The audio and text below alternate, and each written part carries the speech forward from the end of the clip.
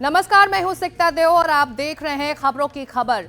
Media का दायरा काफी बढ़ चुका है, वो सोशल मीडिया तक पहुंच गया है। लेकिन सोशल मीडिया कहीं अश्लीलता फैलाने का साधन बन रहा है तो कहीं ब्लैकमेल का। खबरों की खबर में हम सबसे पहले आपको बताएंगे कि सोशल मीडिया हो या सियासत, कैसे कुछ लोगों के दिमाग का केमिकल लोचा मर्यादाओं का हनन करता है। हम दूसरी खबर में आपको दिखाएंगे कि अजमेर में स्कूली छात्रों के साथ कैसे कुछ दरिंदों ने हैवानियत की। पहले सोशल मीडिया से जुड़े, फिर ब्लैकमेल किया, फिर यौन शोषण किया और फिर मानसिक प्रताड़ना शुरू की। और इस वक्त तक यह खबर भी आ रही है कि उन आरोपियों ने अपना गुनाह कबूल कर लिया है। हम आपको यह भी दिखाएंगे उर्दू के सवाल पर उत्तर प्रदेश के सियासी लड़ाई कैसे कटमुल्लापन पर आ गई है। और साथ ही खबरों की खबर में हम आपको यह भी बताएंगे कि इस वक्त जब महाकुंभ चल रहा है तो आस्था की पवित्र डुबकी वाला यह महाकुंभ ममता बनर्जी को मृत्यु कुंभ क्यों लग रहा है। लेकिन शुरुआत करते हैं उस दिमाग में चलने वाले केमिकल लोचा से जिसमें ना सामाजिक मर्यादा का कोई ख्याल है, ना राजनीतिक नफे नुकसान का। उसको समझने के लिए देखिए हमारी एक खास रिपोर्ट।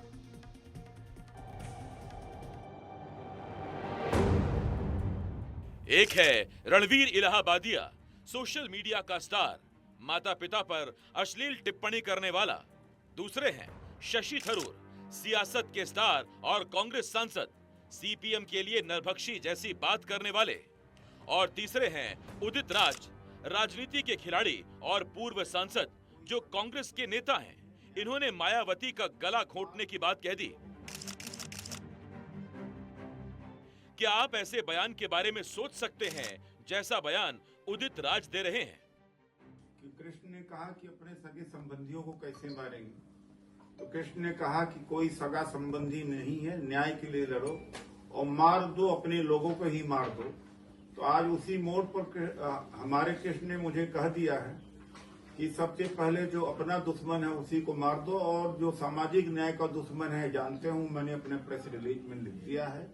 वो सुश्री मायावती ने जो सामाजिक आंदोलन का गला घोटा, अब उनका गला घोटने का समय आ गया है। इससे आप अंदाजा लगा सकते हैं कि लोगों के दिमाग में कितना केमिकल लोचा चल रहा है, चाहे सोशल मीडिया से जुड़े हों या सियासत से। एनडीटीवी इंडिया की रिपोर्ट।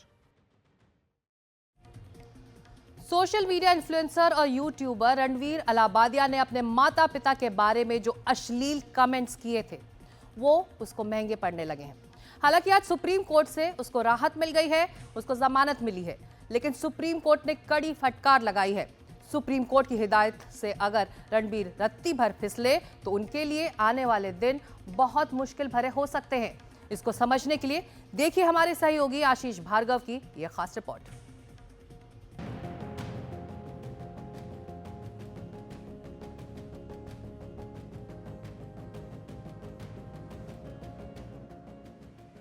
पहले आप सुनिए कि रणवीर इलाहाबादिया ने इंडिया गॉट लैटेंट में जो अश्लील बातें कही उस पर सुप्रीम कोर्ट के जज जस्टिस सूर्यकांत ने क्या कहा।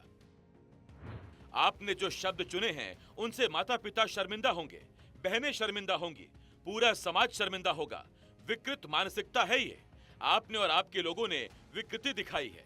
हमारे पास न्याय व्यवस्था है जो कानून से चलती है। अगर धमकियां हैं तो कानून अपना काम करेगा। सुप्रीम कोर्ट के इस तेवर से आप समझ सकते हैं कि गंदी जुबान पर हिदायतों और फटकार की कैंची चल गई। अब यूट्यूबर और social media influencer Ranveer Allahbadia की जुबान तब तक बंद रहेगी जब तक सुप्रीम कोर्ट का हुक्म नहीं आएगा। जमानत मिली है मगर शर्तों के साथ। मंगलवार को सुप्रीम कोर्ट में इलाहाबादिया की जमानत याचिका पर सुनवाई हुई। इलाहाबादिया की तरफ से वकील अभिनव चंद्रचूड़ ने दलील दी कि रणवीर इलाहाबादिया पर कई एफआईआर दर्ज हो चुकी हैं, जबकि यह आपराधिक मामला नहीं है। इस पर जस्टिस सूर्यकांत ने पूछा, क्या आप इस भाषा का समर्थन करते हैं?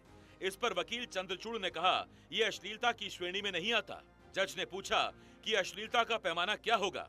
फिर जस्टिस सूर्यकांत ने पूछा, क्या इस तरह की भाषा बोलने का लाइसेंस मिला हुआ है? जस्टिस सूर्यकांत ने फटकार लगाई कि अगर ये इस देश में अश्लीलता नहीं है तो और क्या है? आप किस भाषा का इस्तेमाल कर रहे हैं? आपको हर तरह की बात करने की छूट कैसे मिल गई? सुप्रीम कोर्ट ने अपने रुख से साफ कर दिया है कि सोशल मीडिया पर चल रही अश्लीलता की आंधी से वो कतई खुश नहीं है। इलाहाबादिया के बहाने उसने सभी को ये कड़ा संदेश दिया है कि अभिव्यक्ति की आज़ादी की आड़ में अश्लीलता और फुअड़ता नहीं चलेगी। केंद्र को भी दो टूक कह दिया है कि वो सोशल मीडिया पर चल रही इस अश्लीलता को रोके, वरना अदालत इसमें दखल देगी। साफ है कि इलाहाबादिया को अब तोल मोल के अपने बोल निकालने होंगे। सबसे बड़ी अदालत ने जो कुछ आदेश दिया है उसमें यह है कि रणवीर इलाहाबादिया की गिरफ्तारी नहीं होगी, आगे उन पर कोई एफआईआर भी दर्ज नहीं होगी। लेकिन इलाहाबादिया या उनके सहयोगी अगले आदेश तक कोई दूसरा शो प्रसारित नहीं करेंगे। साथ ही उनको अपना पासपोर्ट जमा कराना होगा, यानी विदेश नहीं जाएंगे। वो जांच में सहयोग करेंगे और पुलिस स्टेशन अपने वकील के साथ नहीं जाएंगे। उन्हें सुरक्षा चाहिए तो महाराष्ट्र और असम पुलिस से सुरक्षा मांग सकते हैं। इस बीच महाराष्ट्र साइबर पुलिस ने रणवीर को 24 फरवरी को पूछताछ के लिए समन किया है। हालांकि इलाहाबादिया माफी मांग चुके हैं, लेकिन उनकी भाषा से कोर्ट काफी गुस्से में दिखा। My comment wasn't just inappropriate, it wasn't even funny. Comedy is not my forte. I'm just here to say sorry. Many of you asked if this is how I wish to use my platform, and obviously this is not how I wish to use it. I'm not going to give any context or justification or reasoning behind whatever happened. I'm just here for an apology.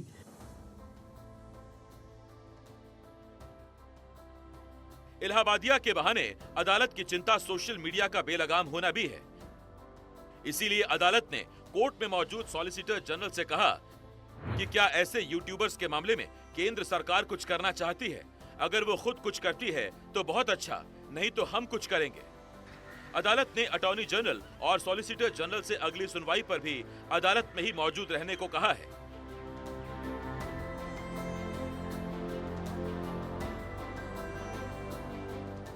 नई दिल्ली से आशीष भार्गव की report, NDTV India के लिए।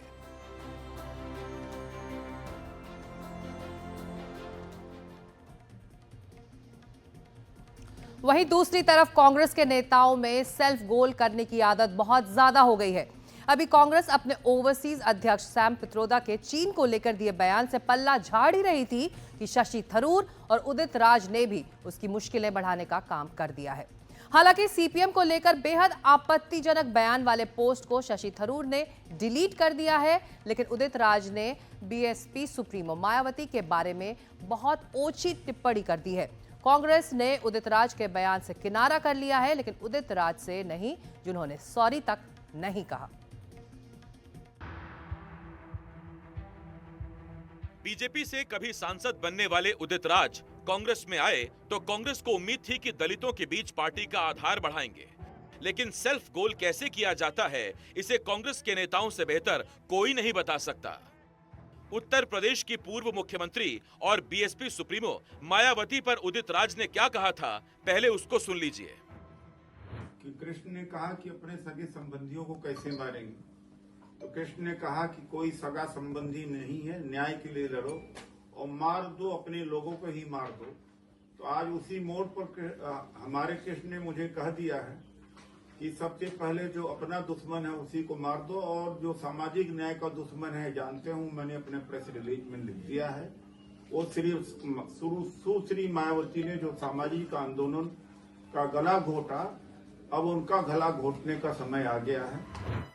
कांग्रेस को लग गया कि उदित राज के बयान से किनारा नहीं किया तो दलितों के बीच कांग्रेस का भाग्य उदित नहीं होगा। इसीलिए कांग्रेस तो पीछे हट गई, लेकिन जुबानी ही उदित राज के खिलाफ पार्टी ने कोई कार्रवाई नहीं की। यानी कांग्रेस इस फॉर्मूले पर चल रही है कि हाथ सेकना है मगर हाथ जलाना नहीं है। उदित राज भी सेल्फ गोल करके मस्त हैं, माफी नहीं मांगी।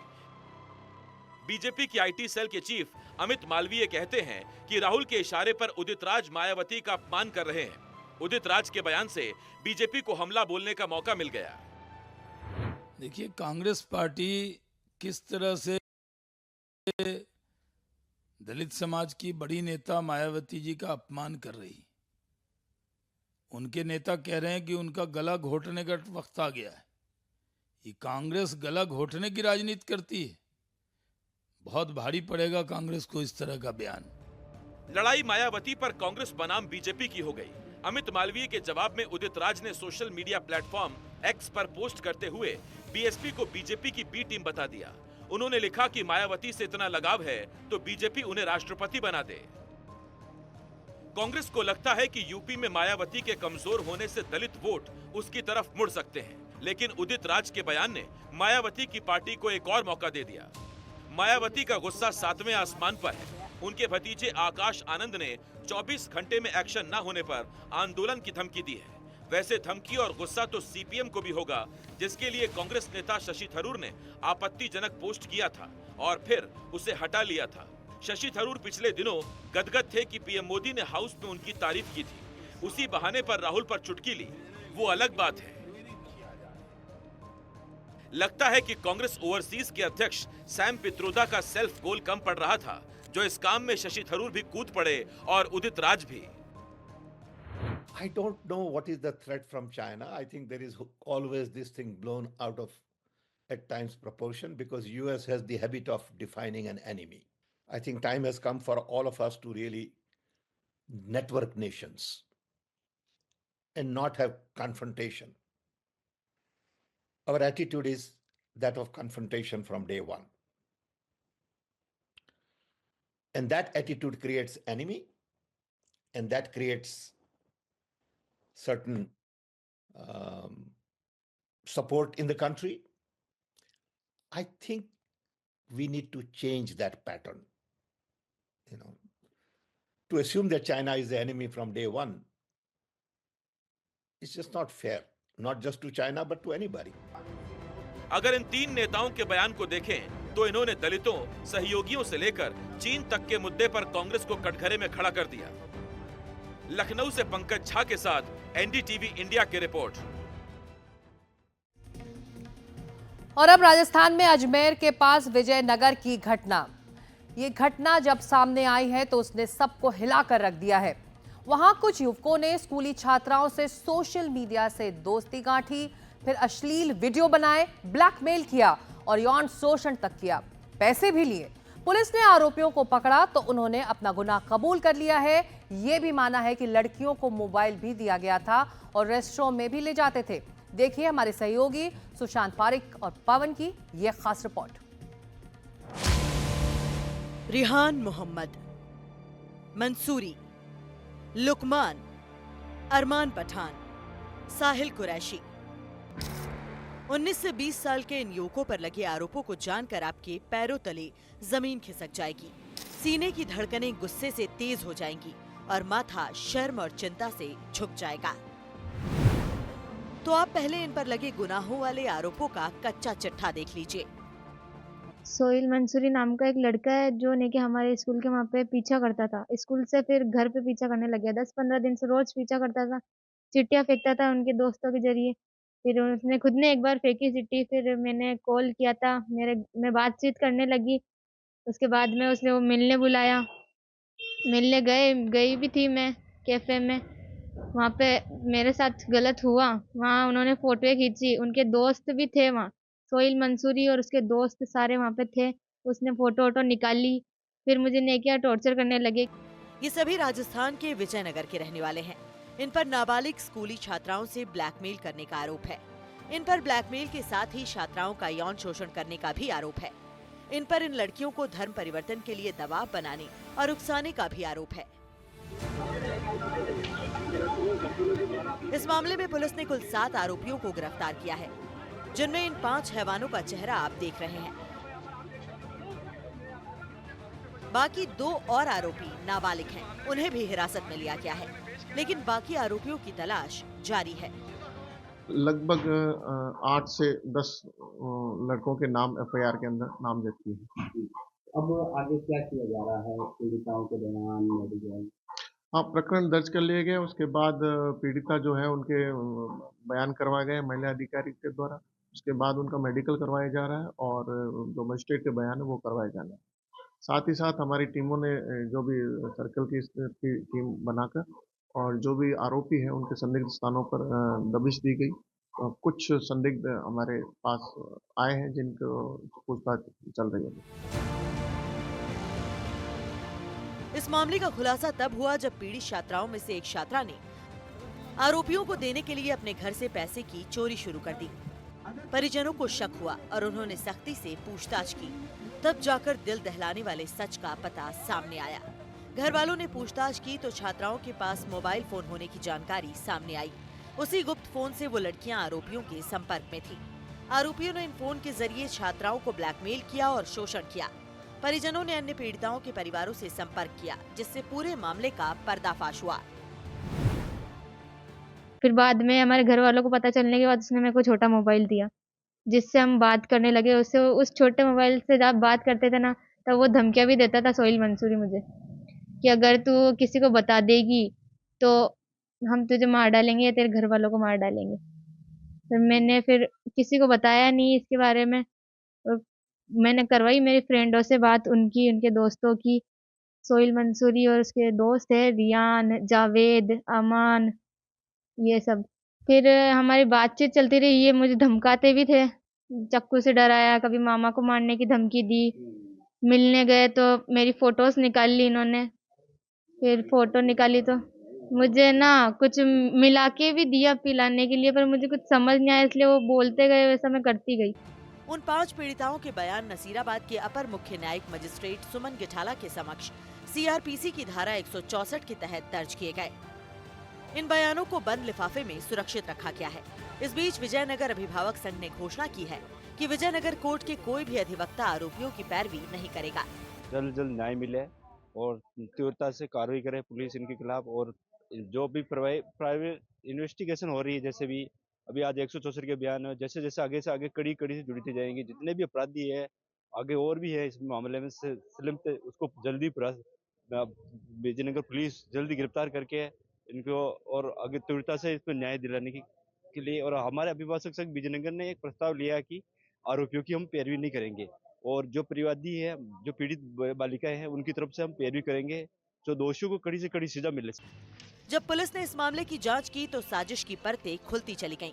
ये सभी आरोपी पीड़ित छात्राओं को इंस्टाग्राम और अन्य सोशल मीडिया प्लेटफॉर्म के जरिए अपने जाल में फंसा रहे थे। आरोपियों ने पहले दोस्ती कर विश्वास जीता और फिर उन्हें ब्लैकमेल कर शोषण करने लगे। पीड़ित छात्राएं स्थानीय निजी स्कूलों में 10वीं कक्षा की छात्रा हैं। विजयनगर पुलिस ने आरोपियों के खिलाफ पॉक्सो एक्ट, भारतीय दंड संहिता की धारा 376 और जबरन धर्म परिवर्तन से संबंधित धाराओं में मामला दर्ज किया है। पुलिस का कहना है कि आरोपियों के मोबाइल फोन जब्त किए गए हैं, जिनसे अहम सुराग मिलने की उम्मीद है। ब्लैकमेलिंग के इस खेल में परिजनों को पूरे मामले की जानकारी तब पता चली जब कुछ छात्राओं ने घर से पैसे चोरी करना शुरू कर दिया। छात्राओं पर नजर रखी गई तो ये भी सामने आया कि उनके पास मोबाइल फोन है और इसी फोन के जरिए वो आरोपियों के संपर्क में थी। नजर रखी, पूछताछ की तो फिर छात्राओं ने पूरी कहानी अपने परिजनों को बता दी। इस घटना ने 35 साल पुराने एक अश्लील फोटोग्राफ कांड की याद ताजा करा दी, जो अजमेर में ही हुई थी। 1990 में अजमेर के गर्ल्स स्कूल सोफिया में पढ़ने वाली लड़कियों के साथ भी ऐसा ही हुआ था। उस मामले में भी आरोपियों ने ब्लैकमेल कर फार्म हाउस पर छात्राओं को बुलाया था और बलात्कार किया था। रेप की गई लड़कियों में IAS और IPS की बेटियां भी शामिल थीं। इस पूरे कांड को अश्लील तस्वीरों के जरिए ब्लैकमेल करके अंजाम दिया गया था। पीड़ित लड़कियों की संख्या 100 से ज्यादा बताई गई थी। इस मामले में हाल ही में कोर्ट ने आरोपियों को सजा सुनाई है। अब नए मामले ने राजनीतिक तूल भी पकड़ लिया है। अपन उस प्रतिशत जो आज इन्होंने इंक्वायरी की, उसमें क्या रिजल्ट आया, उससे अपने आगे क्या रणनीति है, उसके लिए सभी बैठ के सामूहिक निर्णय लेंगे, ताकि ये जो भी वो कांड हुआ है, कांड बहुत लंबा चौड़ा है, उस पर कार्रवाई होनी चाहिए। साथ ही जो भी दोषी है उनके खिलाफ सख्त कार्रवाई कानून होनी चाहिए। राजस्थान में इस तरह के मामलों की बढ़ती संख्या के चलते ही सरकार ने हाल ही में जबरन धर्म परिवर्तन के मामलों को रोकने के लिए सख्त कानून बनाने का बिल विधानसभा में पेश किया है। इस बिल में लव जिहाद और धर्म परिवर्तन करवाने वालों के खिलाफ कड़ी सजा का प्रावधान किया गया है। अजमेर से पवन के साथ जयपुर से सुशांत पारिक की रिपोर्ट NDTV के लिए। ये कब से कर रहे हैं आप? सर मैंने भी 20-25 दिन हुए हैं। और अब खबर उत्तर प्रदेश की। उत्तर प्रदेश में 2 साल बाद यानी कि विधानसभा चुनाव होने हैं, लेकिन जिस तरह से आए दिन बीजेपी और समाजवादी पार्टी आमने सामने आ जाती हैं, ऐसा लगता है कि वहां 2027 की तैयारी शुरू हो चुकी है। आज बजट सत्र के पहले ही दिन यूपी की विधानसभा में जबरदस्त हंगामा हुआ। समाजवादी पार्टी ने कुंभ को मुद्दा बनाया तो बीजेपी ने तुष्टीकरण का आरोप लगा दिया। हमारी ये रिपोर्ट। लोग पढ़ाएंगे इंग्लिश स्कूलों में और दूसरे के बच्चे के लिए उर्दू पढ़ाओ इसको। जहाँ तक पढ़ाई के सवाल है, समाजवादी पार्टी ने लैपटॉप दिया था हाथ में। मुख्यमंत्री जी जिस वार्ड में रहते हैं उस वार्ड में भी 100-200 समाजवादी पार्टी के दिए हुए लैपटॉप मिल जाएंगे। कठपुतला पर जोड़ के इसको ले जाना चाहते हैं। मौलाना बनना भी अच्छा होता है, योगी बनना भी अच्छा होता है, लेकिन खराब योगी बनना ठीक नहीं। यूपी में बजट सत्र की शुरुआत हंगामेदार रही।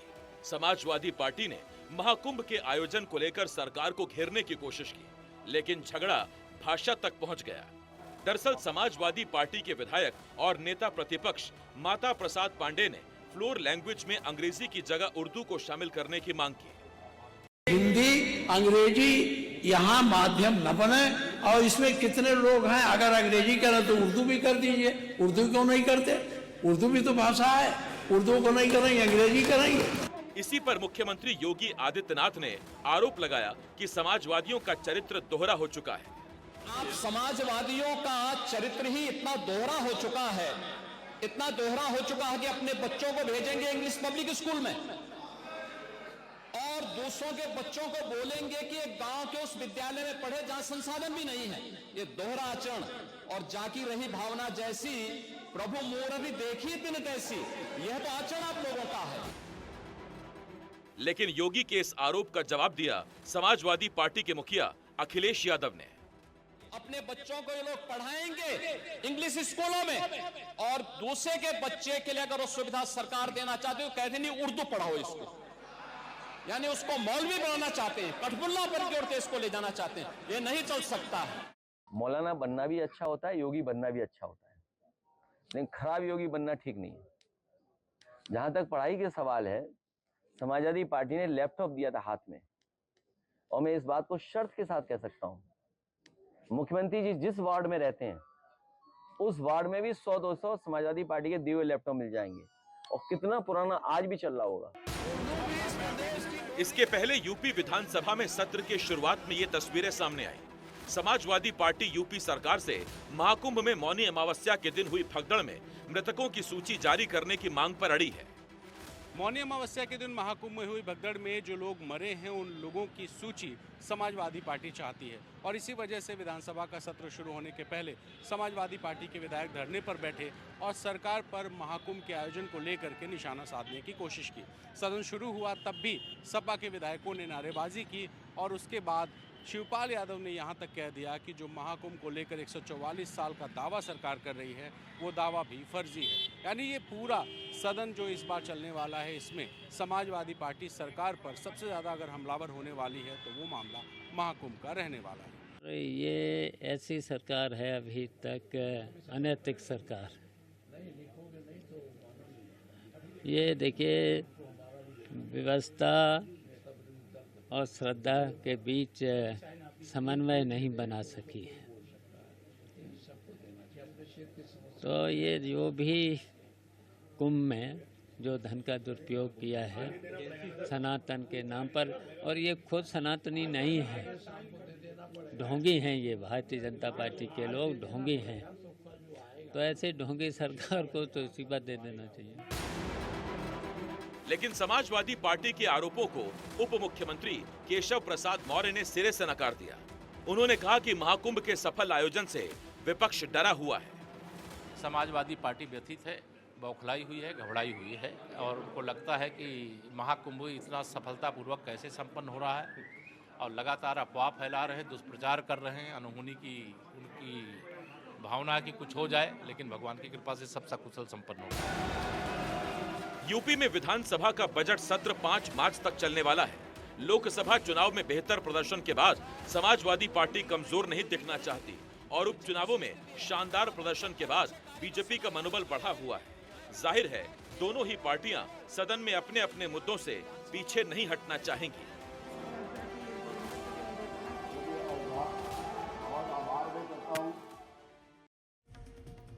उधर ममता बनर्जी ने आज महाकुंभ को लेकर एक ऐसा बयान दिया जिसके बाद वो विवादों में घिर गई हैं। पश्चिम बंगाल की मुख्यमंत्री बात तो महाकुंभ के आयोजन को लेकर कर रही थी, लेकिन इसी दौरान वो कुछ ऐसा बोल गई जिसका विरोध हो रहा है। ममता ने महाकुंभ को मृत्यु कुंभ बता दिया।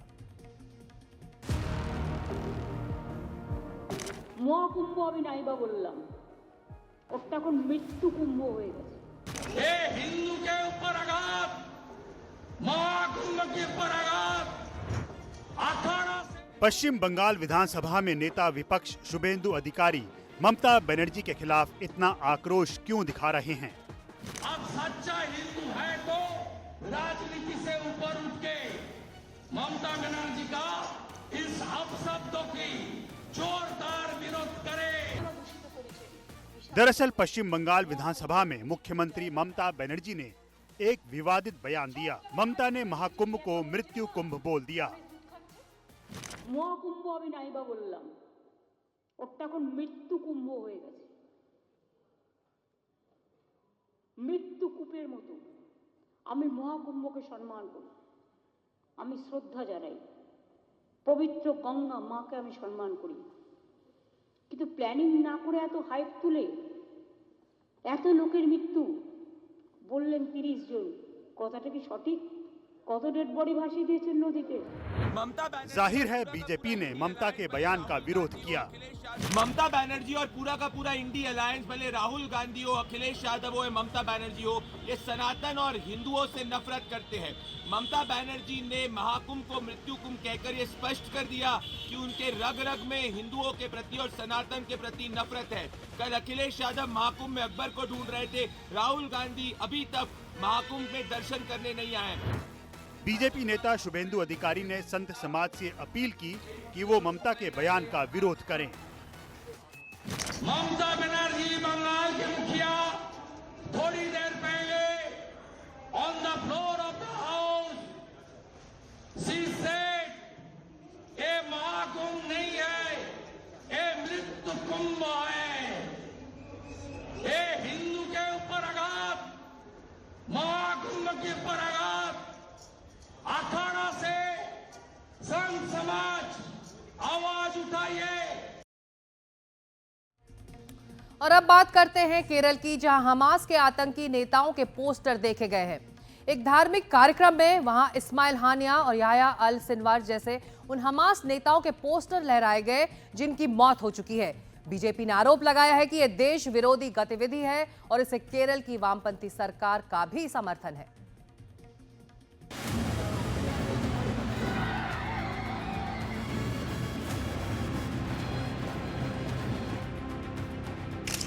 इस्माइल हानिया या हमास सिनवार, हमास के कुख्यात आतंकियों को पोस्टर बॉय बनाकर बाजे गाजे के साथ जुलूस निकाला गया है। लोकेशन ना बताई जाए तो गेस करना मुश्किल होगा कि ये जुलूस भारत में निकाला गया है।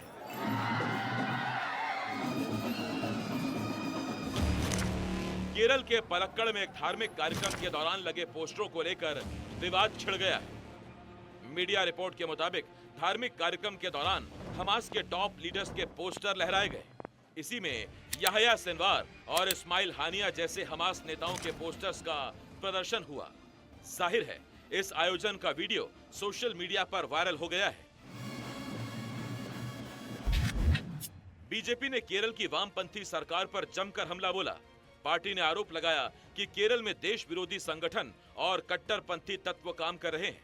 पार्टी का आरोप है कि ऐसी गतिविधियों को केरल की वामपंथी सरकार का समर्थन हासिल है। लेफ्ट सरकार वोट बैंक के लिए ऐसे देश विरोधी तत्वों को सपोर्ट कर रही है।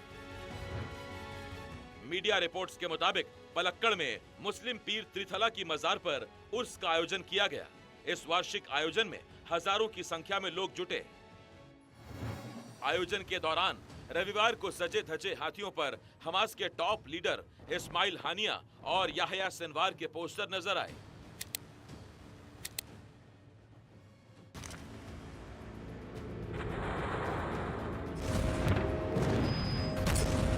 इजराइल से छिड़े युद्ध के बाद अलग अलग ऑपरेशन में हमास के दोनों ही टॉप लीडर अपनी जान गंवा चुके हैं। केरल बीजेपी के अध्यक्ष के सुरेंद्रन ने एक्स पर तस्वीरों को साझा करते हुए लिखा, 1 साल पहले बीजेपी ने केरल में एक रैली के खिलाफ चेतावनी दी थी। उस रैली में हमास नेता ने वर्चुअली हिस्सा लिया था। तब एलडीएफ सरकार ने कोई कार्रवाई नहीं की। अब पलक्कड़ में उर्स के उत्सव में हजारों लोगों को मारने वाले आतंकवादियों का महिमा मंडन किया गया।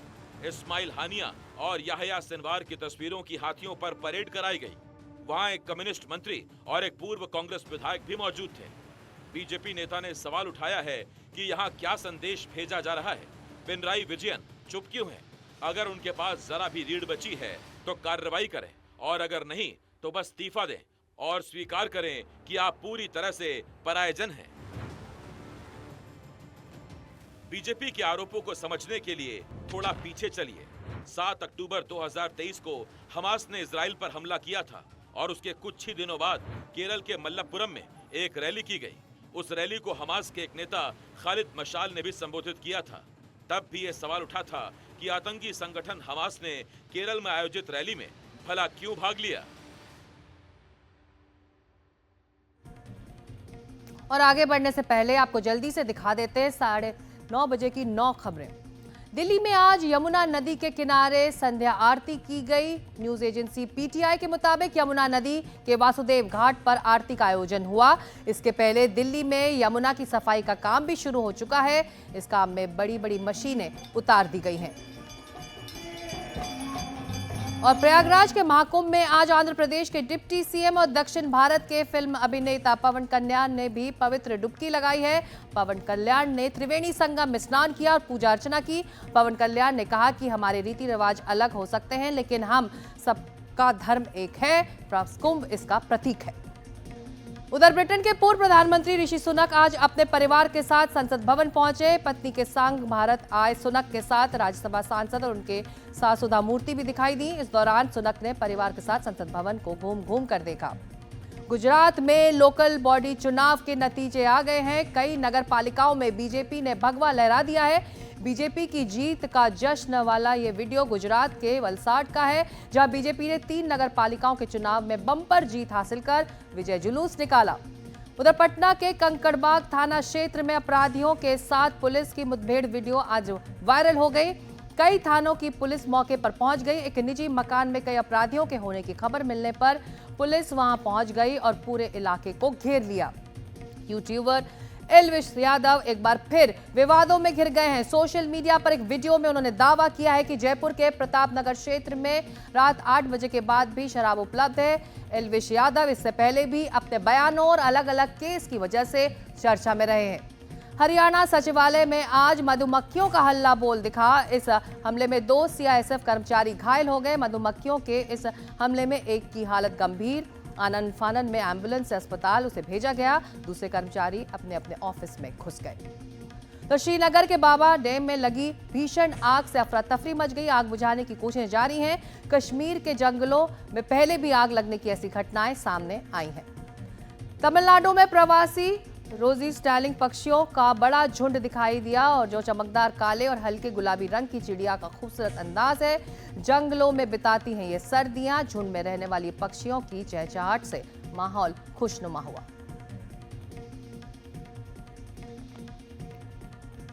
और अब बात करते हैं क्रिकेट की। पाकिस्तान क्रिकेट बोर्ड यानी कि पीसीबी से जुड़ी एक खबर आज चर्चा में है। दरअसल पीसीबी के अध्यक्ष मोहसिन नकवी ने एक पेशकश ठुकरा दी है। आईसीसी ने उनके सामने भारत पाकिस्तान मैच के 30 वीआईपी सीट्स की पेशकश रखी थी, जिसे मोहसिन नकवी ने स्वीकार नहीं किया। लेकिन ये मामला उतना भी सीधा साधा नहीं है जितना आप समझ रहे हैं। पूरी बात समझने के लिए हमारी ये रिपोर्ट।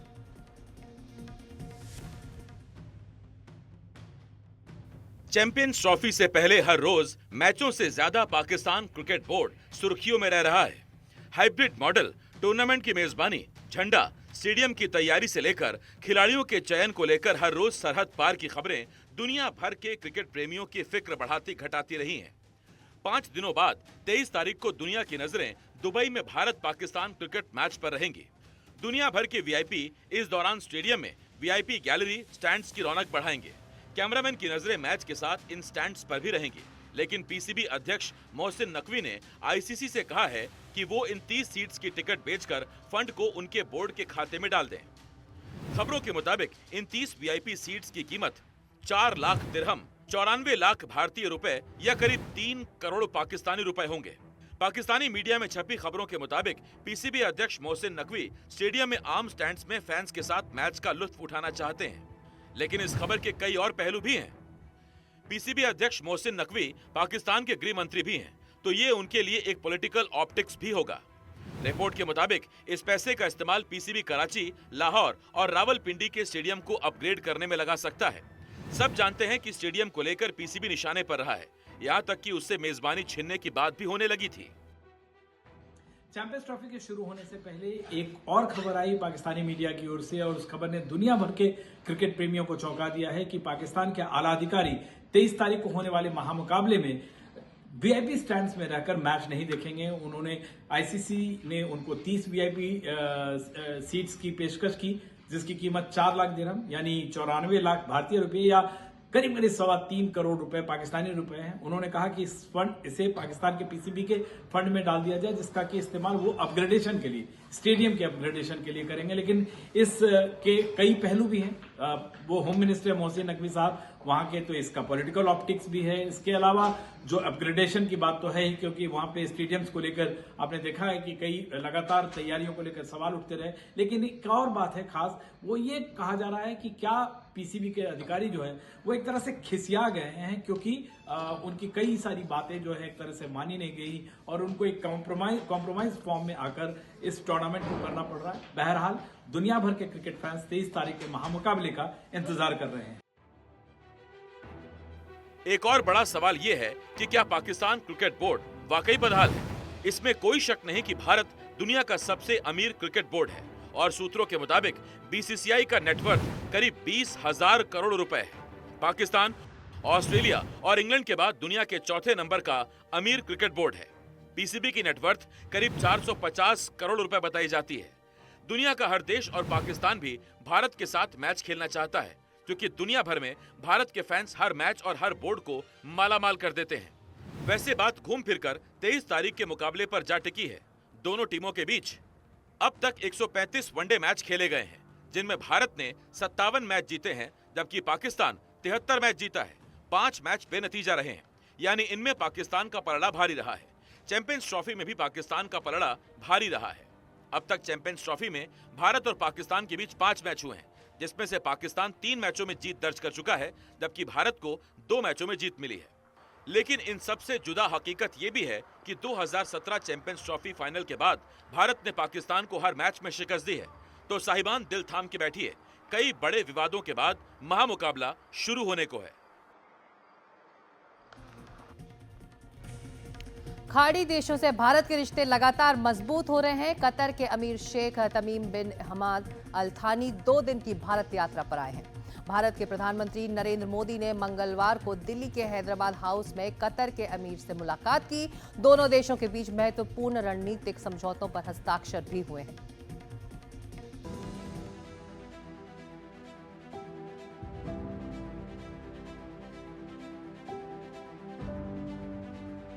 इस एक तस्वीर ने भारत और कतर के रिश्तों की गर्मजोशी को बयान कर दिया है। प्रधानमंत्री मोदी सारे प्रोटोकॉल तोड़कर कतर के अमीर का स्वागत करने के लिए एयरपोर्ट खुद पहुंचे।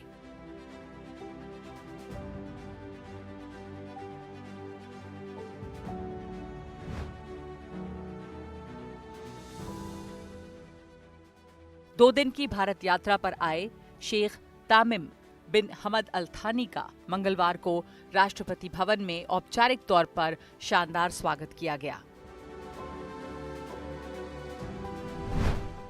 दोनों के बीच 2 समझौते हुए हैं और 5 MOU पर दस्तखत। कतर और भारत के रिश्तों का एहसास दिलाने के लिए एक मिसाल काफी है। वहां भारत के कुछ लोगों को फांसी की सजा सुनाई गई थी, लेकिन बाद में उनको माफ करके भारत आने दिया गया। कतर में लगभग 15,000 भारतीय कंपनियां हैं, 8,35,000 भारतीय रहते हैं। भारतीय वहां पर डॉक्टर हैं, इंजीनियर हैं, शिक्षक हैं।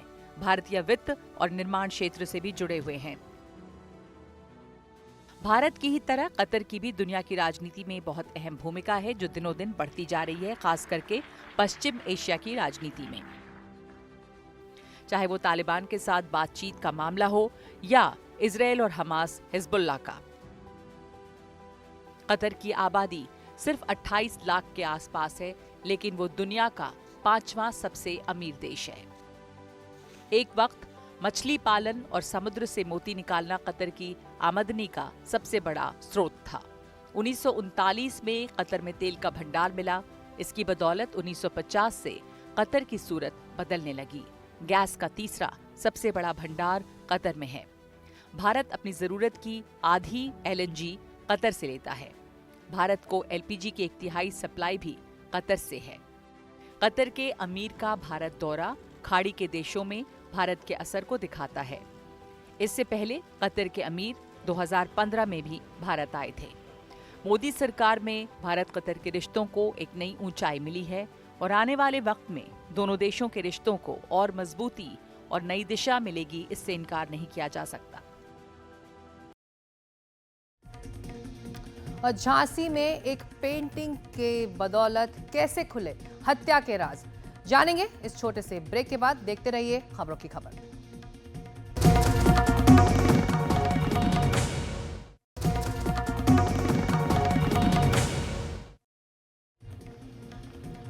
आप देख रहे हैं खबरों की खबर। अब आपको उत्तर प्रदेश के झांसी से आई एक खबर दिखाते हैं। झांसी में 27 साल की एक महिला की संदिग्ध परिस्थितियों में मौत हो गई थी, लेकिन उसकी 4 साल की बेटी ने पेंटिंग बनाकर इस सनसनीखेज हत्याकांड पर से पर्दा उठा दिया है। सोनाली की बेटी दर्शिता ने एक सादे कागज पर पेंटिंग बनाकर दिखाया कि उसके पापा संजीव बुधोलिया ने ही उसकी मां को मारा है। पुलिस की मौजूदगी में उसने कहा कि पापा ने मम्मा को मारा और फांसी लगा दी। पहले मम्मा तो पापा ने मारा है, फिर उनको मारा गया, फिर पापा ने कहा